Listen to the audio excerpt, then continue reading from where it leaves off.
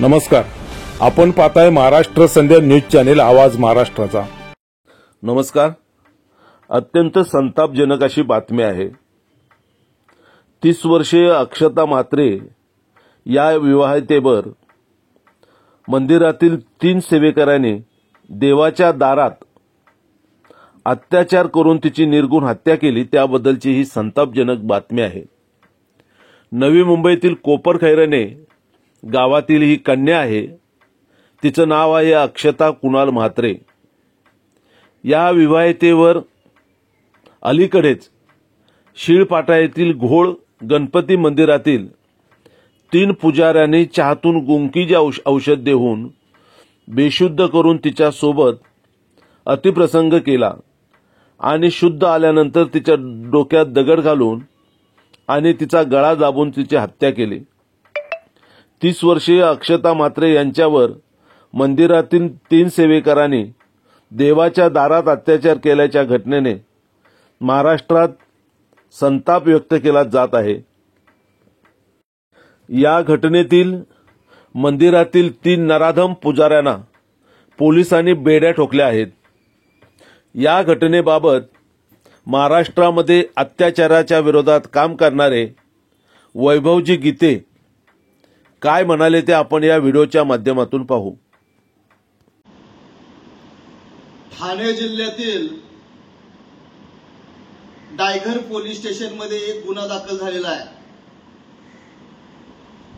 अक्षता म्हात्रे या विवाहित स्त्रीवरती 3 पुजाऱ्यांनी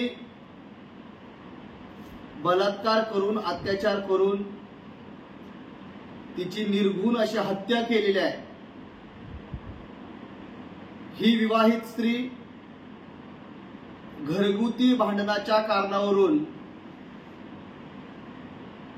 मन मोकळं करण्यासाठी, मन शांत राहण्यासाठी तिने मंदिराचा आधार घेतला, आसरा घेतला आणि अशा परिस्थितीमध्ये या 3ही पुजाऱ्यांनी तिच्या बेबसपणाचा, तिच्या एकटेपणाचा गैरफायदा घेऊन तिच्यावरती लागोपाठ आळीपाळीने वारंवार अत्याचार बलात्कार केले आणि तिचा हत्या सुद्धा केली। तिची हत्या केल्याच्या नंतर तिचा मृतदेह मंदिराच्या शेजारील जंगलामध्ये, झाडीमध्ये त्यांनी फेकून दिला आणि पुरावा नष्ट करण्याचा प्रयत्न देखील केला। ही बातमी वाऱ्यासारखी सबंध महाराष्ट्रभर पसरली। याचा निषेधही जनता करत आहे। शासनाने देखील याची दखल घेतली आणि विधान परिषदेच्या, विधानसभेच्या उपसभापती आदरणीय नीलमताई गोरे यांनी उपमुख्यमंत्री, गृहमंत्री देवेंद्रजी फडणवीस यांना एक पत्र लिहिलेलं आहे आणि त्या पत्रामध्ये त्यांनी विशेष सरकारी वकिलांची नियुक्ती करण्यात यावी व आरोपींना जास्तीत जास्त शिक्षा होण्यासाठी कडक कारवाई करावी अशी मागणी केलेली आहे। जर शासनाच्या मनात असलं, मुख्यमंत्री, उपमुख्यमंत्री, गृहमंत्री आणि नीलमताई गोरे उपसभापती यांच्या जर मनात असतं तर त्यांनी एका दिवसात विशेष सरकारी वकिलांची नियुक्ती केली असती। एका दिवसामध्ये हा खटला फास्ट ट्रॅक कोर्टवरती चालवण्याचे आदेश त्यांनी दिले असते। परंतु राज्य सरकारला फक्त राजकारण करायचं आहे, या कुटुंबियांना मदत करायची नाहीये। जर त्यांना या कुटुंबियांना मदत करायची असती, अक्षता म्हात्रे यांच्या कुटुंबियांना, माहेरच्या आणि सासरच्या, तर राज्य सरकारने आतापर्यंत त्यांना मुआवजा म्हणजे अनुदान जाहीर केलं असतं।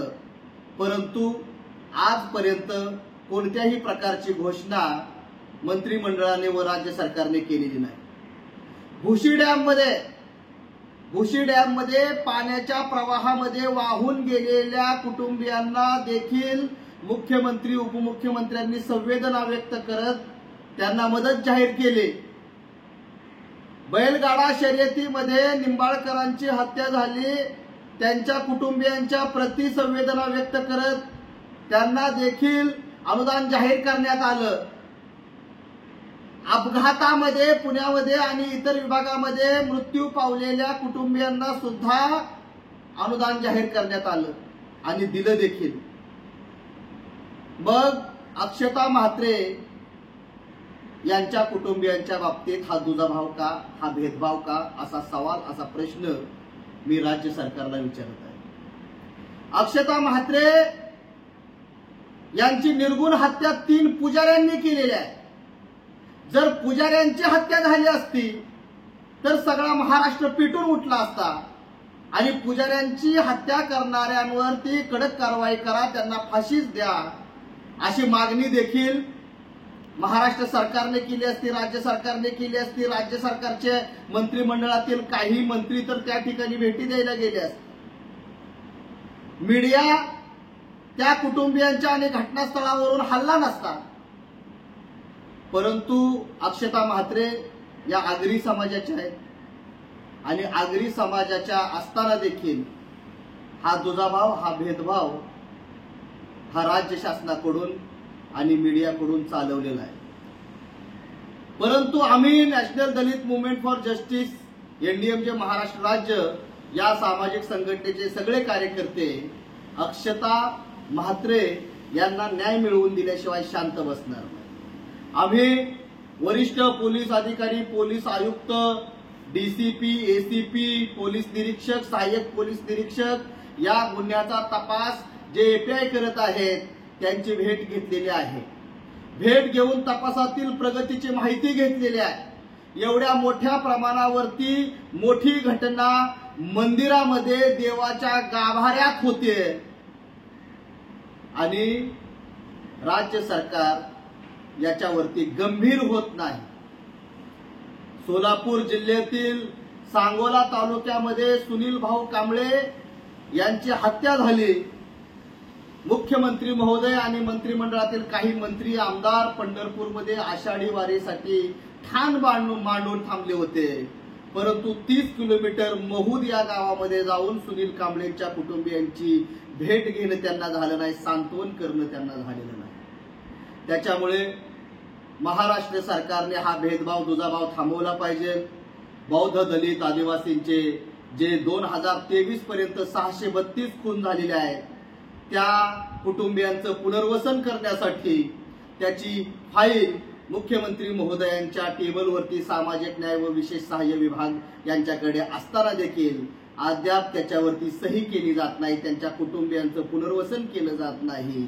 ही शोकांतिका आहे. म्हणून आमची मागणी आहे की विधानसभेची आचारसंहिता लागण्याच्या पूर्वी या 632 खून प्रकरणांचं पुनर्वसन करण्याचा एकत्रित निर्णय महाराष्ट्र सरकारने घेतला पाहिजे. महाराष्ट्र शासनाने अक्षता म्हात्रे खून प्रकरणामध्ये फास्ट ट्रॅक कोर्टाची स्थापना. नमस्कार, आपण पाहताय महाराष्ट्र संध्या न्यूज चॅनेल, आवाज महाराष्ट्राचा.